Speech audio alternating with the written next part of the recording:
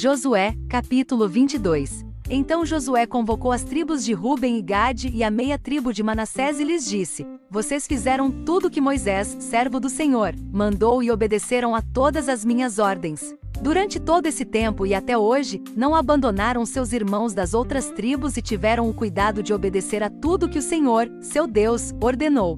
Agora o Senhor, seu Deus, concedeu descanso a seus irmãos, como prometeu a eles.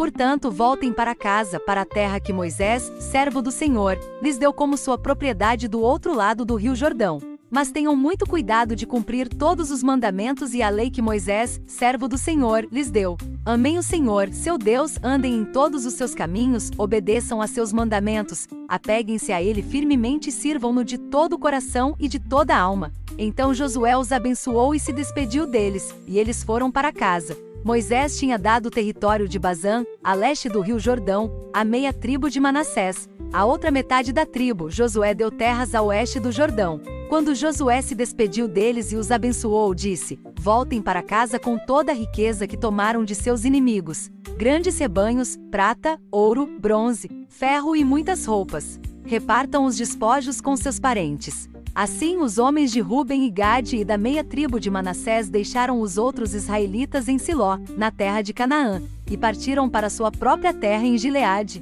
da qual haviam tomado posse de acordo com a ordem do Senhor por meio de Moisés. Enquanto ainda estavam em Canaã, chegaram a um lugar chamado Gelilote, perto do rio Jordão. Ali os homens de Ruben e Gade e da meia tribo de Manassés pararam e construíram um altar grande e imponente. Os outros israelitas souberam que os membros das tribos de Ruben e Gade e da meia tribo de Manassés haviam construído um altar em Gelilote, nos limites da terra de Canaã, do lado oeste do Jordão. Por isso toda a comunidade de Israel se reuniu em Siló e se preparou para guerrear contra eles. Antes, porém, enviaram à terra de Gileade uma delegação liderada por Finéias, filho do sacerdote Eleazar, para conversar com as tribos de Ruben e Gade e a meia tribo de Manassés. A delegação era formada por 10 líderes de Israel, um de cada uma das 10 tribos, e todos eles eram chefes de suas famílias dentro dos clãs de Israel. Quando chegaram à terra de Gileade, disseram as tribos de Ruben e Gade e a meia tribo de Manassés: Toda a comunidade do Senhor quer saber por que vocês foram tão infiéis ao Deus de Israel. Como puderam se afastar tanto do Senhor? Vocês construíram para si um altar, rebelando-se contra ele.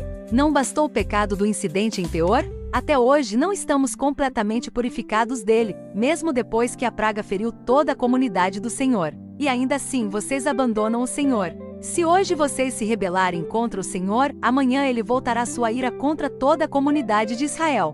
Se a porção de terra que receberam como herança está impura, passem para o nosso lado, para a terra do Senhor, onde está o tabernáculo do Senhor, e tomem posse de um território entre nós. Mas não se rebelem contra o Senhor nem contra nós, construindo para si um altar que não seja o verdadeiro altar do Senhor, nosso Deus.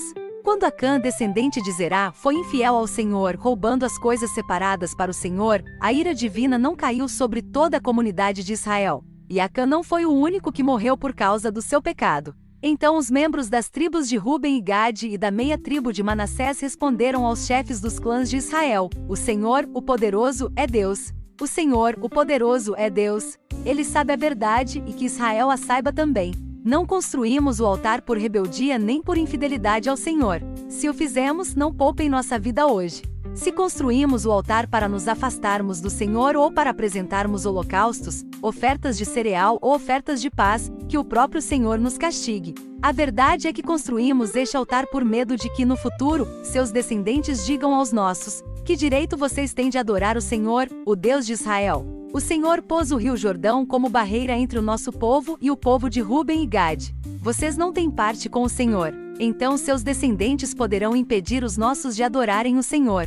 Por isso resolvemos construir o altar, não para oferecer holocaustos ou sacrifícios, mas como testemunho. Ele lembrará os nossos e os seus descendentes de que nós também temos o direito de servir ao Senhor em seu santuário com holocaustos, sacrifícios e ofertas de paz. Então seus descendentes não poderão dizer aos nossos: Vocês não têm parte com o Senhor. Se disserem isso, nossos descendentes responderão: Vejam esta réplica do altar do Senhor que nossos antepassados fizeram. Não é para holocaustos nem sacrifícios, é uma lembrança do relacionamento que vocês e nós temos com o Senhor. Longe de nós nos rebelarmos contra o Senhor, ou nos afastarmos dele, construindo nosso próprio altar para holocaustos, ofertas de cereal ou sacrifícios. Somente o altar do Senhor, nosso Deus, que está diante do seu tabernáculo, pode ser usado para esse fim.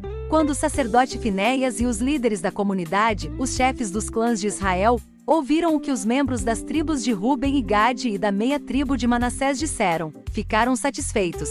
Finéias, filho do sacerdote Eleazar, lhes respondeu: Hoje sabemos que o Senhor está no meio de nós, pois vocês não foram infiéis ao Senhor, como havíamos imaginado. Ao contrário, livraram Israel de ser destruído pela mão do Senhor. Então Finéias, filho do sacerdote Eleazar, e os outros líderes deixaram as tribos de Ruben e Gade em Gileade e voltaram à terra de Canaã para relatar aos israelitas o que havia acontecido. Todos os israelitas ficaram satisfeitos, louvaram a Deus e não falaram mais em guerrear contra Ruben e Gade. Os membros das tribos de Ruben e Gade chamaram o altar de testemunho, pois disseram: É um testemunho entre nós e eles de que o Senhor é também o nosso Deus.